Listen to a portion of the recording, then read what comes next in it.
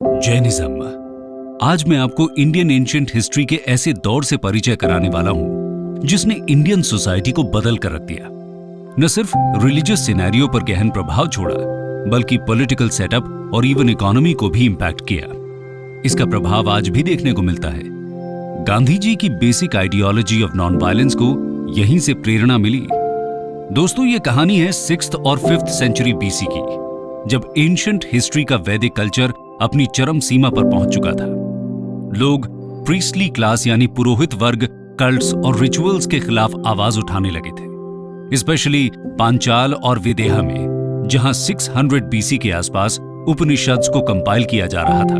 इन philosophical texts में rituals को criticise किया गया और नॉलेज पर स्ट्रेस दिया गया। वैदिक फेज के एंड में कई इंपॉर्टेंट चेंजेस देखने को मिले, जैसे टेरिटोरियल किंगडम्स की शुरुआत हुई, जिन्हें जनपदास बोला जाता था। ये जनपदास क्षत्रिय रूलर के अंडर में थे। युद्ध का मकसद अब केवल कैटल को कैप्चर करने तक सीमित नहीं था, बल्कि टेरिटरी कैप्चर करना भी वॉर का एक इंपॉर्टेंट एस्पेक्ट था। महाभारत वॉर भी इसी पीरियड की बताई जाती है। पेस्टोरल सोसाइटी यानी चरवाहे अब एग्रीकल्चरल सोसाइटी में कन्वर्ट हो रहे थे। ऐसे दौर में मिड गैंजेटिक प्लेन्स में कई रिलीजियस सेक्ट्स अर्थात संप्रदायों का उदय हुआ। कुछ एस्टिमेट्स के हिसाब से करीब 62 सेक्ट्स राइज हुए। इनमें से सबसे इंपॉर्टेंट सेक्ट जैनिज्म और बुद्धिज्म सामने उभर कर आए। आज इस कहानी में हम जैनिज्म पर फोकस करेंगे। Causes of origin. पहले समझते हैं कि इन रिलीजियस ऑर्डर्स के स्टार्ट होने के कारण क्या रहे। लेटर वैदिक सोसाइटी 4 वर्णास में डिवाइड हो गई और ये डिवीजन धीरे धीरे रिजिड होता चला गया। नेचुरली इस वर्ण व्यवस्था से सोसाइटी में टेंशन फैली हुई थी। इसके चलते वैश्यास और शूद्रास के क्या रिएक्शंस रहे, ये पता लगा पाना मुश्किल है। लेकिन क्षत्रिय वर्ण ने जरूर ब्राह्मण डोमिनेशन के खिलाफ आवाज उठाना शुरू किया। इन्होंने वर्ण व्यवस्था में बर्थ के इंपॉर्टेंस को लेकर एक प्रकार के प्रोटेस्ट मूवमेंट को चालू किया। क्षत्रियास का यही स्ट्रॉन्ग रिएक्शन नए रिलीजन्स के ओरिजिन का एक कारण रहा। लेकिन न्यू रिलीजन्स के राइज का रियल कॉज था नॉर्थ ईस्टर्न इंडिया में एक नई तरह की एग्रीकल्चरल इकोनॉमी का स्प्रेड होना। 6th सेंचुरी बीसी के एंड होने तक ईस्टर्न यूपी, नॉर्थ और साउथ बिहार में आयरन का इस्तेमाल शुरू हुआ, जिसके चलते डेंस फॉरेस्ट्स को क्लियर करना आसान हो गया और लार्ज स्केल में लोग यहां रहने लगे और यहां से वाइड स्प्रेड एग्रीकल्चर की शुरुआत हुई। 500 बीसी के आसपास नॉर्थ ईस्टर्न इंडिया में बड़ी मात्रा में सिटीज बसना चालू हुई, जैसे कौशाम्बी, कुशीनगर, वाराणसी, वैशाली, चिरांद, ताराडी, पाटलिपुत्र, राजगीर और चंपा। वर्धमान, महावीर इनमें से कई सिटीज से एसोसिएटेड रहे। सबसे पहले इसी दौर में ट्रेड और कॉमर्स में कॉइन्स का यूज किया जाने लगा, जो कि पंच मार्क्ड वैरायटी के कॉइन्स थे। कॉइन्स के यूज से ट्रेड में अच्छी ग्रोथ हो रही थी, जिसके चलते वैश्यास की इंपॉर्टेंस सोसाइटी में बढ़ने लगी। नेचुरली वैश्य वर्ण ने ऐसे रिलीजन को खोजना चालू किया जो उनकी सोशल पोजीशन को इंप्रूव कर सके। इसीलिए उन्होंने महावीर का सपोर्ट किया। उनके सपोर्ट के कई कारण रहे। पहला, जैनिज्म ने शुरुआत में वर्ण व्यवस्था को इंपॉर्टेंस नहीं दी। दूसरा, जैनिज्म में नॉन वायलेंस की बात की गई, जिससे वॉर्स एंड हो जाते और ट्रेड और कॉमर्स में इजाफा होता। तीसरा, ब्राह्मणिकल लॉ बुक्स जैसे धर्मसूत्रास में मनी लेंडिंग की निंदा की गई। इसके कारण ट्रेडर्स को नीची नजर से देखा जाने लगा और इसी कारण ट्रेडिंग क्लास अपना सोशल स्टेटस इंप्रूव करने के लिए नए रिलीजन की खोज करने लगी। वहीं दूसरी ओर सोसाइटी के ओल्ड फैशन्ड लोग पुरानी लाइफ की डिमांड करने लगे। जैसे मॉडर्न टाइम्स में इंडस्ट्रियल रेवोल्यूशन के दौरान पुराने लोग चेंजेस को एक्सेप्ट नहीं कर पा रहे थे। नया क्लोथिंग पैटर्न, प्राइवेट प्रॉपर्टी और नए तरह के घर उन्हें रास नहीं आ रहे थे और वो प्रिमिटिव लाइफस्टाइल चाहते थे। जैनिज्म में सिंपल, प्योर और एस्थेटिक लाइफस्टाइल को इंपॉर्टेंस दी गई, जिससे लोग अट्रैक्ट होने लगे। यही सब कारण रहे कि जैनिज्म जैसे न्यू रिलीजन्स प्रॉमिसिंग लगने लगे और इनका राइज होना इजी हो गया। वर्धमान महावीर। दोस्तों, वर्धमान महावीर जैनिज्म के रियल फाउंडर माने जाते हैं। जैनास की मान्यताओं के अनुसार उनके सबसे इंपॉर्टेंट रिलीजियस टीचर महावीर के 23 प्रीडिसेसर्स यानी पूर्वज थे, जिन्हें तीर्थंकर बोला जाता है। जैनास का मानना है कि जैनिज्म के पहले तीर्थंकर ऋषभदेव थे और उन्होंने ही जैनिज्म को इस्टेब्लिश किया। ऋषभदेव अयोध्या के माने जाते हैं। अगर महावीर को 24th तीर्थंकर माना जाए तो जैनिज्म का ओरिजिन करीब 9th सेंचुरी बीसी तक चला जाएगा, जबकि अयोध्या का सेटलमेंट 500 बीसी में स्टार्ट हुआ। इसीलिए ऋषभदेव के एग्जिस्टेंस की हिस्टोरिसिटी एस्टैब्लिश कर पाना मुश्किल है। बाकी सभी तीर्थंकरों की हिस्टोरिसिटी भी एक्सट्रीमली डाउटफुल है। जैनिज्म की इंपॉर्टेंट टीचिंग्स पार्श्वनाथ से स्टार्ट हुई, जो कि 23rd तीर्थंकर थे। वो बनारस के थे, रॉयल लाइफ को अबैंडन किया और एक एसेटिक यानी तपस्वी बन गए। लेकिन इतिहासकारों की माने तो पार्श्व के स्पिरिचुअल सक्सेसर वर्धमान महावीर ही जैनिज्म के रियल फाउंडर हैं। महावीर की बर्थ और डेथ की एग्जैक्ट डेट्स का पता लगाना संभव नहीं है, लेकिन एक ट्रेडिशन की माने तो उनकी बर्थ 540 बीसी में वैशाली में हुई, जो कि आज के हिसाब से बिहार के वैशाली डिस्ट्रिक्ट में है। उनके फादर सिद्धार्थ क्षत्रिय क्लैन के हेड थे और उनकी मदर त्रिशाला लिच्छवी चीफ चेतक की सिस्टर थी।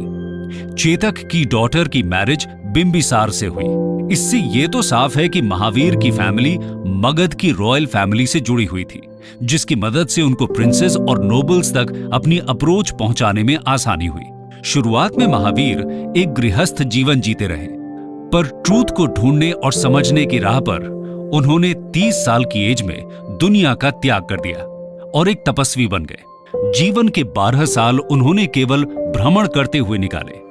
विलेजेस और टाउन्स में कुछ दिन के अलावा नहीं रुकते थे। इन 12 सालों की लंबी जर्नी में ऐसा कहा जाता है कि उन्होंने कभी कपड़े नहीं बदले और 42 साल की उम्र में जब उन्होंने कैवल्य यानी ओमनीसियंस को पा लिया, तब उन्होंने पूरी तरह से कपड़ों का त्याग कर दिया। कैवल्य की मदद से उन्होंने मिजरी और हैप्पीनेस को कॉन्कर किया।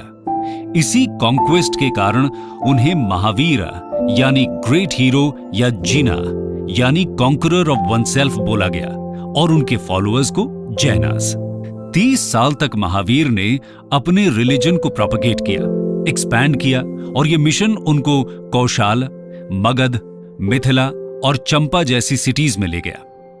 468 बीसी में 72 साल की एज में पावापुरी में उनकी डेथ हो गई, यानी वो निर्वाण को प्राप्त हो गए। बिहार के राजगीर नालंदा डिस्ट्रिक्ट में ये जगह है। दोस्तों, आगे बढ़ते हैं और जैनिज्म की डॉक्ट्रिन्स यानी सिद्धांतों पर एक नजर डालते हैं। Doctrines of Jainism. जैनिज्म में 5 सिद्धांतों की बात कही गई है। डू नॉट कमिट वायलेंस यानी हिंसा मत करो। डू नॉट टेल अ लाई यानी झूठ मत बोलो। डू नॉट स्टील यानी चोरी मत करो। डू नॉट होर्ड यानी संचय मत करो। ऑब्जर्व कॉन्टिनेंस यानी ब्रह्मचर्य को अपनाओ।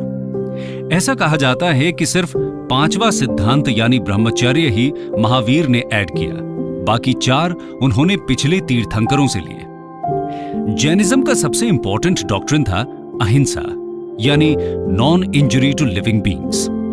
महावीर के प्रीडिसेसर यानी पार्श्व ने अपने फॉलोअर्स से बॉडी के अपर और लोअर पोर्शंस को कवर करने को कहा, जबकि महावीर ने अपने फॉलोअर्स को कपड़े कंप्लीटली अबैंडन करने के इंस्ट्रक्शन दिए।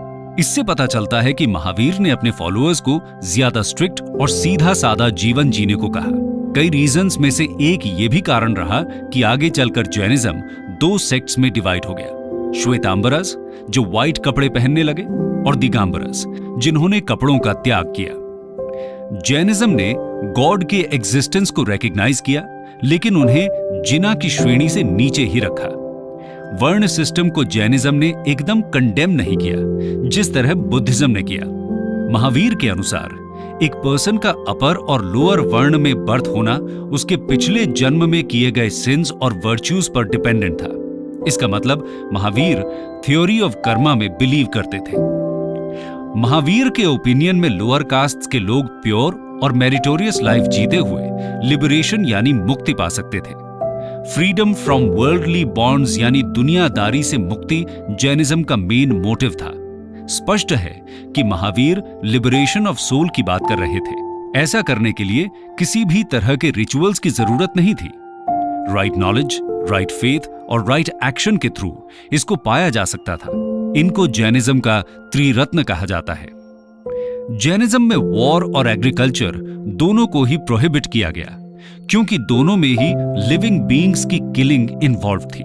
इसी के चलते जैनिज्म मेनली ट्रेड और मर्केंटाइल एक्टिविटीज तक ही सीमित रह गया। दोस्तों, अब बात करते हैं कि किस तरह जैनिज्म स्प्रेड हुआ।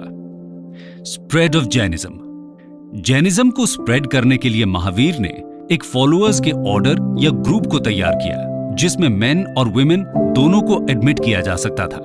प्राकृत लैंग्वेज का यूज करके महावीर ने अपनी टीचिंग्स को कॉमन लोगों तक पहुंचाया। ऐसा कहा जाता है कि उनके करीब 14,000 फॉलोअर्स थे, जो कि एक बहुत बड़ी संख्या नहीं है। जैनिज्म अपने आप को ब्राह्मणिकल रिलीजन से किसी खास तौर पर डिफरेंशिएट नहीं कर पाया। यही कारण रहा कि वो मैसेस को अट्रैक्ट नहीं कर पाया। इसके बावजूद साउथ और वेस्ट इंडिया में ग्रेजुअली स्प्रेड होता रहा, जहां ब्राह्मणिकल रिलीजन थोड़ा वीक था। एक ट्रेडिशन की माने तो कर्नाटका में जैनिज्म के स्प्रेड का कारण चंद्रगुप्त मौर्य रहे, जो मौर्य एम्पायर के फर्स्ट रूलर थे, पर इसका कोई हिस्टोरिकल एविडेंस नहीं है। दूसरा कारण मगध में हुए ग्रेट फैमिन को बताया जाता है, जो महावीर की डेथ के 2 साल बाद हुआ। यह फैमिन 12 साल तक चला। इससे बचने के लिए जैनाज का एक ग्रुप साउथ इंडिया में माइग्रेट कर गया, भद्रबाहु की लीडरशिप में। इन्हीं के द्वारा साउथ इंडिया में जैनिज्म का स्प्रेड हुआ। बचे हुए लोग मगध में ही रहे, स्थलबाहु की लीडरशिप में। फैमिन खत्म होने के बाद दोनों ग्रुप्स में डिफरेंसेस क्रिएट हो गए, जैनिज्म के बेसिक कॉन्सेप्ट्स को लेकर।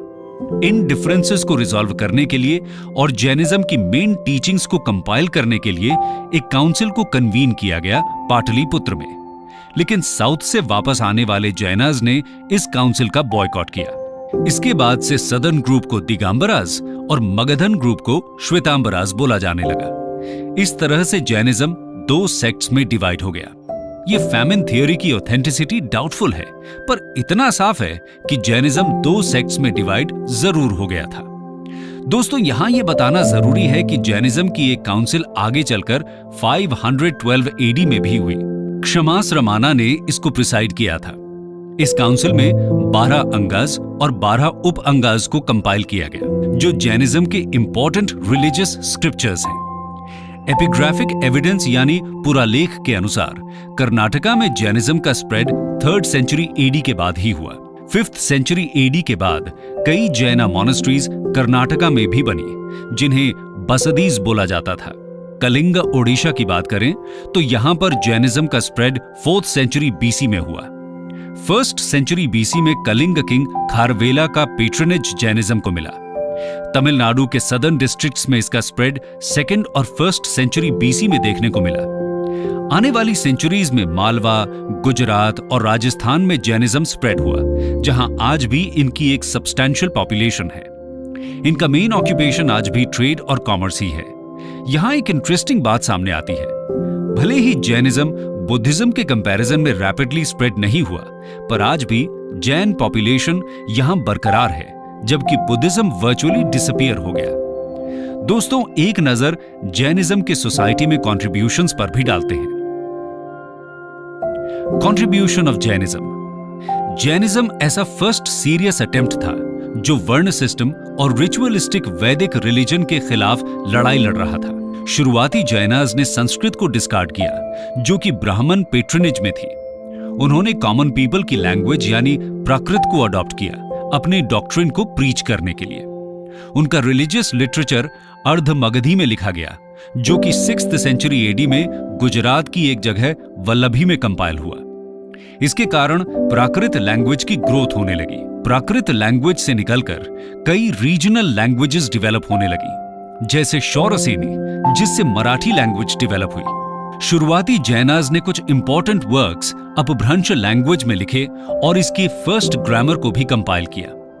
अर्ली मिडीवल एरा में जैनाज ने संस्कृत में भी कई टेक्स्ट्स लिखे और आखिर में देखें तो कन्नड़ा लैंग्वेज की ग्रोथ में भी इनका कंट्रीब्यूशन रहा। आर्ट एंड आर्किटेक्चर में भी जैनिज्म का योगदान रहा। जैन आर्किटेक्चर शुरुआती दौर में बुद्धिस्ट और हिंदू आर्किटेक्चर के साथ ही डेवलप हुआ। बाद की सेंचुरीज में यह अपनी अलग पहचान बना पाया। कई टेम्पल्स को बिल्ड किया, specially in western India. Udayagiri और खांडागिरी केव्स ओडिशा जैना आर्किटेक्चर का अच्छा एग्जाम्पल हैं, जिन्हें 193 से 170 बीसी में किंग खारवेला ने जैन मंक्स के लिए बनाया। श्रावण बेलगोला की गोमतेश्वर स्टैच्यू को तो आप अच्छे से जानते ही हैं, जो कि वर्ल्ड की टॉलेस्ट मोनोलिथ स्टैच्यू है। 11th से 13th सेंचुरी के बीच बने दिलवाड़ा टेम्पल्स राजस्थान में हमें तीर्थंकरस पर डेडिकेटेड कार्व्ड मार्बल्स देखने को मिलते हैं। जैन आर्किटेक्चर का डिटेल्ड डिस्कशन हम अलग वीडियो में करेंगे। दोस्तों, एक नजर इस पर भी डालते हैं कि जैनिज्म डिक्लाइन कैसे हुआ, यानी मासेस को अट्रैक्ट क्यों नहीं कर पाया। इसके कई कारण रहे, आइए जानते हैं। Decline of Jainism. पहला ये कि जैनिज्म ने ब्राह्मण रिलीजन का फियर्स ऑपोजिशन किया, जिसके चलते ब्राह्मण्स ने इसका बहिष्कार किया। दूसरा कारण था रिगरस प्रिंसिपल्स, जो कि बहुत ही स्ट्रिक्ट थे। नॉन वायलेंस के एक्सट्रीम प्रिंसिपल के चलते एग्रीकल्चर भी प्रोहिबिटेड था, इसलिए एग्रेरियन लोग यानी मासेस इसको एम्ब्रेस नहीं कर पाए। फास्टिंग, रिनंसिएशन यानी त्याग, तपस्वी जीवन जैसे hard principles general house holder follow नहीं कर सकता था। तीसरा, जो कि सबसे मेन कारण हो सकता है, वो ये था कि जैनिज्म को कभी पॉलिटिकल पेट्रनेज नहीं मिला, जिस तरह से कई रूलर्स जैसे अशोका, कनिष्का एटसेट्रा बुद्धिज्म से अट्रैक्ट हुए। जैनिज्म ऐसे कोई रूलर को अट्रैक्ट नहीं कर पाया। फाइनली, जैनिज्म के संघ संगठन का ऑर्गेनाइजेशनल अरेंजमेंट मोनार्किक था। इसके साथ ही जैनिज्म का 2 सेक्ट्स में डिवाइड होना भी इसके डिक्लाइन का कारण बना। कंक्लूजन। तो दोस्तों, हमने देखा कि किस तरह जैनिज्म कई तरह की पॉलिटिकल, सोशल और इकोनॉमिक कंडीशंस के कारण एक सेक्ट के रूप में उभर कर आया और अल्टीमेटली एक रिलीजन में कन्वर्ट हो गया। महावीर जैसे महान तीर्थंकरों के स्ट्रॉन्ग आइडियल्स पर बेस्ड होने के कारण माइनर पॉपुलेशन होने के बावजूद जैनिज्म इंडियन हिस्ट्री के हर एरा को सर्वाइव करता हुआ आज भी इंडिया का इंपॉर्टेंट रिलीजन है।